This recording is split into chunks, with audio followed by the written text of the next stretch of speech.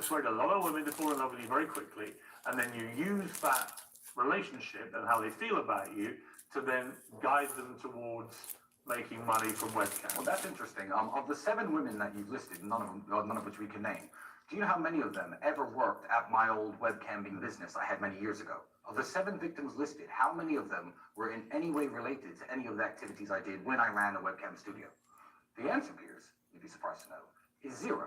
People on the internet, I call them Twitter detectives, not the police, not DECON, not even this over-ambitious prosecutor, because there are webcam studios all over the city, has tried to make any criminal complaint about that small business that me and Andrew, as he said, dipped our toe in. I was mainly wanting it, to be fair, all those years ago. None of these people who are alleged victims today have anything to do with the webcam studio. But if you watch clips on Twitter, when we speak as a 24-year-old, vulgarly, oh yeah, you know, I'm pimping because I'm in the club with a bunch of girls. You know, when we speak that way, it's easy to say, oh, look, he's admitted, he's confessed to his crimes. The old webcam studio and the current investigation have 0 strings in between them. So the question in and of itself doesn't make sense, if you understand that. You could face further time in jail if you're convicted of these offences, a long time in jail. You were in jail earlier this year. What was that experience like for you?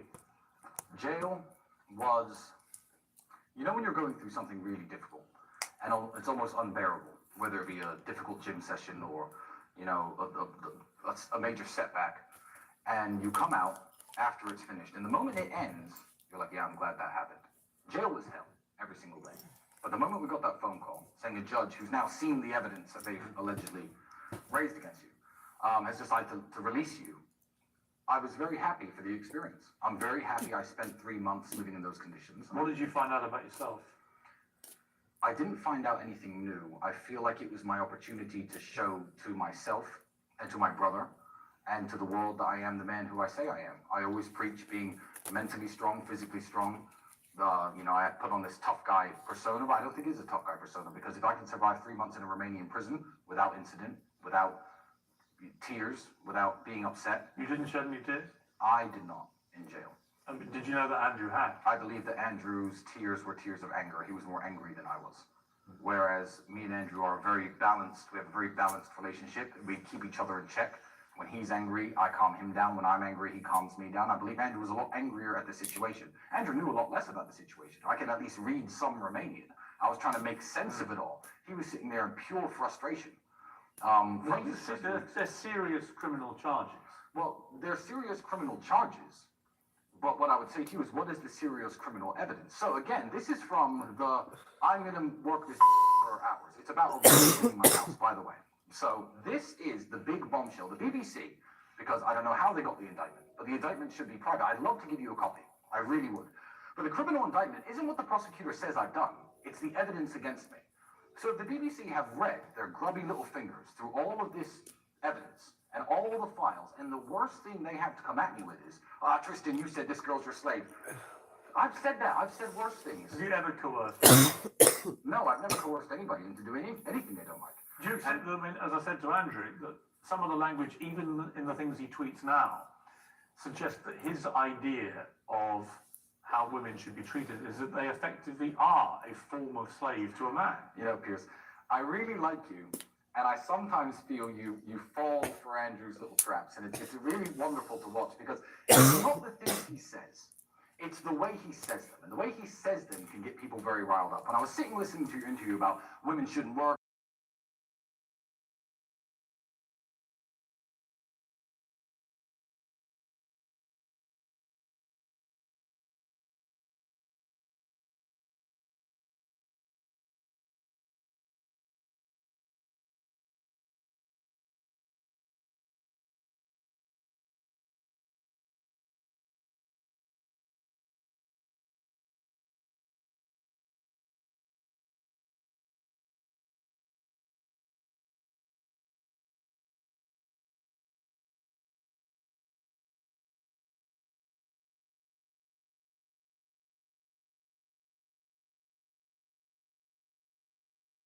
He was a brilliant man in many ways. I disagree with him about many things, but he's not why I'm here, obviously. Yeah, of course.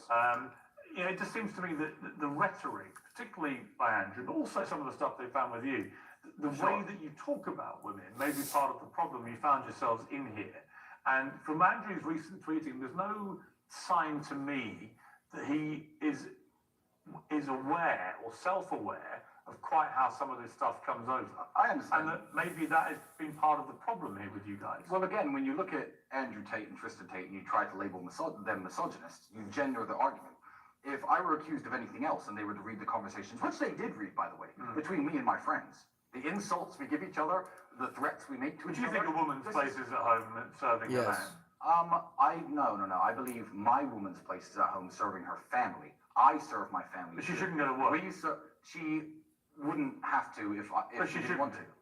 If I wanted her to and she wanted to. Not always we do agreed a as woman and a man if have we a agreed family. as a family. So, What if you don't yes, want to it's do her what she job does? innately Well, in the to same serve way her that man. if I was working a normal job and I got a promotion, that would mean that I move out of the city. My job or we to move serve as a her, family, we just in sit there and different discuss it as a categories. family. I don't believe that there's one rule for every single family. It's my job to serve Andrew, her frozen food and I her don't job see to in the cook it future for my me. woman working, no, because I think I Right. can take care of my woman, I can take care of my You family. wouldn't be. I don't think you'd be with a woman. It sounds who fucked up, but wanted that to is work, the truth. right? I buy I the think frozen women food work. with the money How I do they earn go? by working. Wonderfully, I've had some absolutely wonderful relationships. Well, doesn't that prove She the point serves that me by that's- cooking the this food whole for idea me a and the woman has to family. stay at home and Well, serve I her would- man is actually a lot of coupling. Again, I don't think serve her man was something Andrew specifically said. I was Okay. But he did. I mean, that's why I My read that girlfriend's whole job tweet. is Well, serve Andrew's not me and I'm not Andrew. What I Serve me would say is food, a serve woman me serves her head, Are you serve me different peace. in your outlook on Me that? and Andrew are very different. Me and Andrew are Serve very is different. basically people. to Rolling receive Stone in a something. profile said this Pretty whole much Rolling anything you Stone. receive, Their relationship dynamic is very you receive odd. It's like respect, Tristan is held captive by you Andrew receive and believes love, or you follows receive everything care, Andrew you says or receive does. food, I you don't believe we receive follow a lot of things. money, Andrew you says receive about. bills, you I receive get asked every heartache, single you day to receive counter EJ struggle, Dickinson you is receive this woman's everything. name. I can tell you some Everything is horrible you stories receiving about the people something that from she's some harassed aspect involved of with this life. Rolling Stone woman. The People thing are that he just says and fucking does, I mean, I get cuckoo. What asked. don't you like about his views? Well, the major one, when people say, "Oh, Tristan, now that you've converted to Islam," I'm like, "I haven't converted to Islam." Who says I converted to Islam? No, I'm an Orthodox Christian. I have not converted to Islam. What do you think of his conversion? I think that it's not my place to even comment on it. Now, some of the greatest religious discussions I've had have been with Andrew since. Your sausage McMuffin with egg didn't change. Your receipt did. The sausage McMuffin with egg extra value meal includes a hash brown and a small coffee for just $5. Only at McDonald's for a limited time. Price and participation may vary. His reversion since him reading the Quran, most of it, of which he covered in prison. And we sit there and discuss these various ideas, but I believe that individual religious conviction is exactly that. It's individual. And I don't believe whether I'm his brother, whether I'm his son, mother, uncle, I have no place to tell him what his religious conviction should be, just as he has no place to tell me mine. So I'm happy for him because he's become a happier and better person. Are you rivals? Yes. Oh, absolutely. But in the best and most healthy way. I can't watch him train in the gym for an hour in the morning and then not train for an hour myself. I can't sit there drinking and relaxing and partying while he's on his laptop working. Do you ever fight? No, never. We never argued. You never physically fight? Well, we used to physically fight all the time. We're both professional athletes, so we used to beat each other up in the ring for sparring. Who would win? Oh, Andrew would win. I was good. I was the European champion at my peak, but Andrew was built for Andrews. I mean, see my broken nose? It leans this way. First time it was broken was by him, and it got weaker after that, and I had it broken twice subsequently in kickboxing matches. But yeah, we are rivals in the way that we inspire each other to work better and to be better, but not rivals in any way that his success would upset me or my success would upset him. When you were in jail together, Yes. so for a period of that 3 months, you were actually in the same cell. Indeed. For about half of it. What did you talk about when it's just you and him, and you're thinking we may never get out of it? Lots of things. Books, religion, the case, obviously, explaining, trying to understand. When you're in a cockroach-infested tiny cell together, Yes. you've gone from being the top G and his brother with your Bugattis, your cigars, the lifestyle, the women, and so on, to literally nothing in a We're very still top G. degrading environment that you find yourself in, and you've got no idea how this plays out or how it ends, or even if you get out. I mean, that's a big moment. Yeah, I guess it is a big moment, but I always knew that we were going to be okay. You know, even when I was separate from him, I wasn't worried that he was banging his head against the wall or self-harming or doing anything stupid. Again, he wasn't worried about me. We obviously weren't worried that the other brother, and I know you can't share in this conviction, I know he's not a criminal. I know he has no skeletons in his closet and no criminal past. He knows exactly the same about me. So we were very relaxed, I guess in jail I was more relaxed than I am now, because in prison I assumed that the prosecutor, whose job by the Romanian constitution, by the way, he's not a district attorney like in the United States where he is told he has to argue that you're guilty and that's it. The prosecutor's job actually here is to discern the truth of the situation. So I was sitting in jail relatively relaxed, thinking, well, this is going to end any day now. I mean, human trafficking, this is stupid, it's not going to happen. Like, we're not going to send me to jail for this. It was only when I got out that I learned the true motivations behind this that made me actually more worried than I was in jail. So in jail, I was relatively relaxed. Trained every day, ate that horrible food, did my push-ups. It was all right. Mental break, no electronics. Did your mother, was she able to come and see you or not? No. No, in fact, Could you speak to her? for some reason, and I cannot tell you why, I was banned from visitors. That includes my daughter, the mother of my daughter, that includes any friends. Was Andrew as well? I don't believe so, but no one tried to visit him. Maybe they were rejected at the prison gate. I don't know, but at one point, it's on file, it's on paperwork, but at one point I was banned from receiving visitors. Could you make calls? There was some phone time, but I didn't make a single call while I was in prison. I spent 3 months without speaking to anybody. Other than Andrew? No, only my lawyer, actually. Only my lawyer. And did you get into similar physical threatening situations that he did?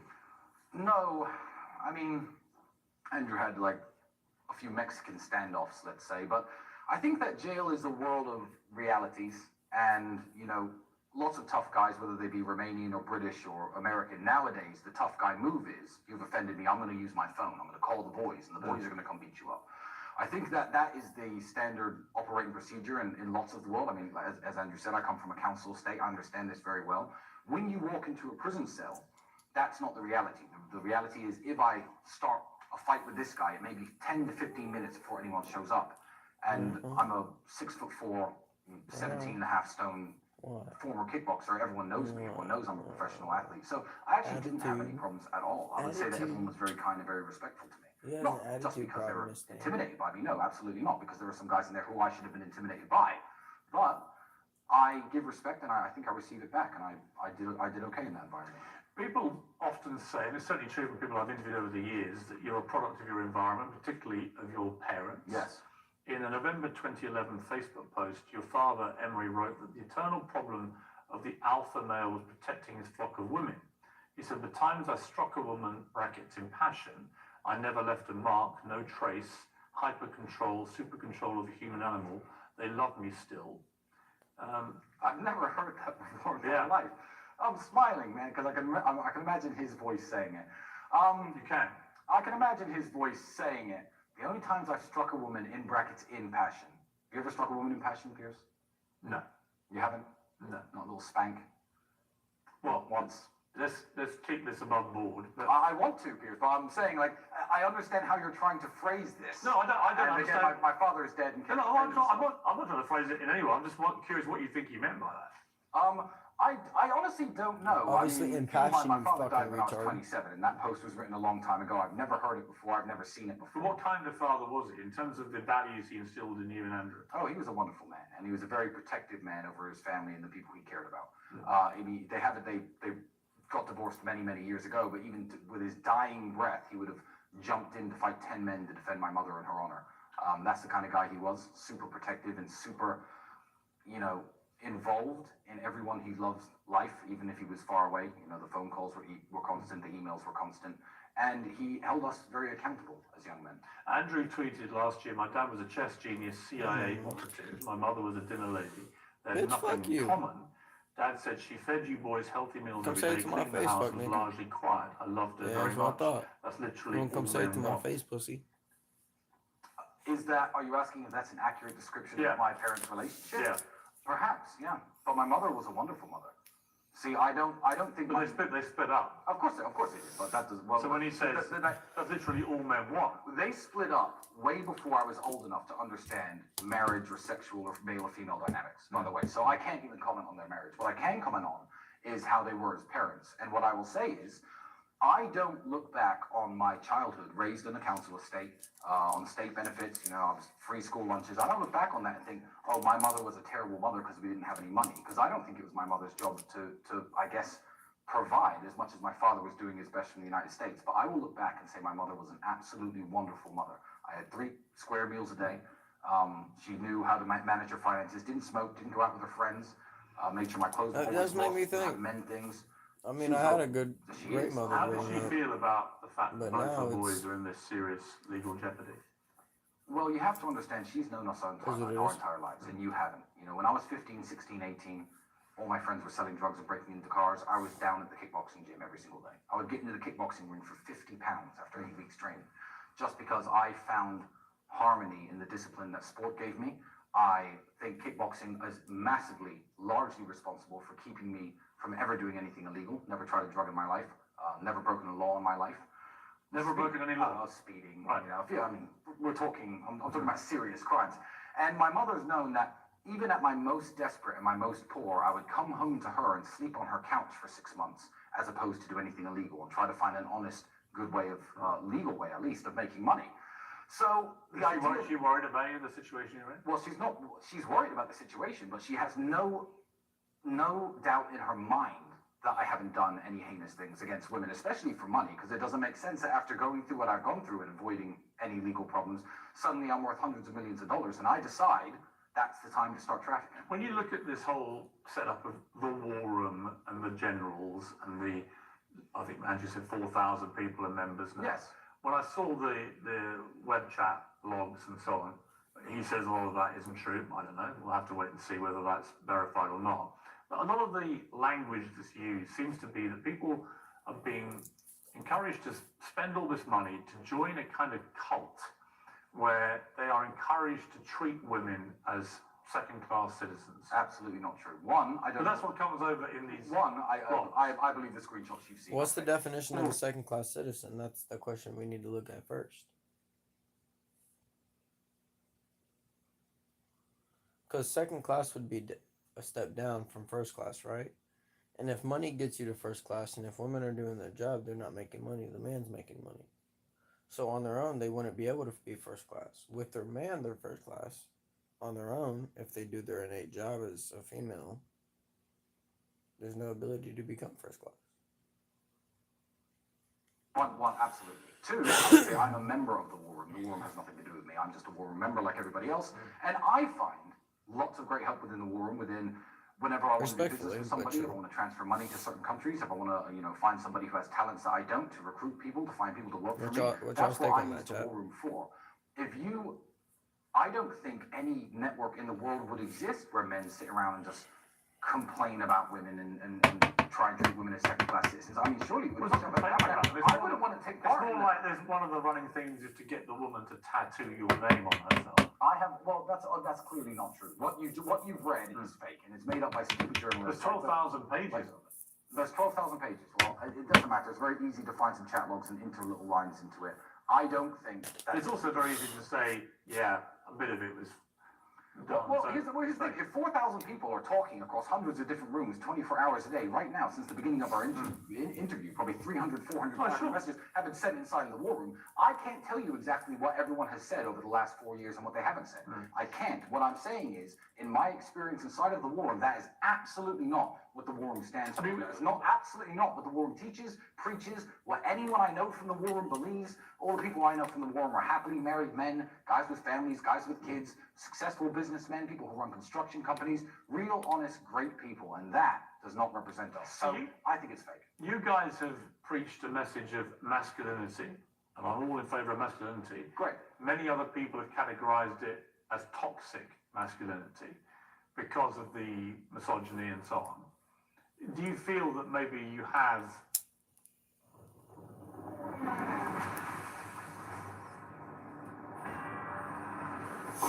Superman. Take me home. Chat. Have y'all seen this?